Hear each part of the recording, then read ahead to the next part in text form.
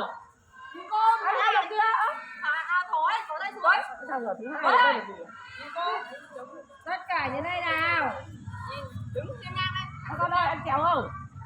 Nhìn con này, 1, 2, 3 này, giữ nguyên này. 2, 3 này, tuyệt vời. 1, 2, 3 này, 2, 3 này. Giữ nguyên nhá các con ơi. Cô Hồng, Kim, các con lấy chi nhá. Kim. Kim. Nói là phải nhìn cô mà. Không cháu thả tay thăm công tí, thả tay thăm công tí. Quay ra đi chụp ảnh nhìn không? Quay ra đi, quay nhìn con chụp ảnh. Đúng rồi các bạn ơi. Bỏ tay xuống mặt kia. Mình bỏ tay xuống công ty. Tay các bạn trai cứ cất hết về phía sau cơ. Để cho nó mất nhầm tên đẹp. Bố nó cần được đứa nọ đứa kia. Con ơi. Lại các bạn kia lại chung nhóm xuống rồi sao bạn cứ tiến lên con đi. Nữa rồi ok.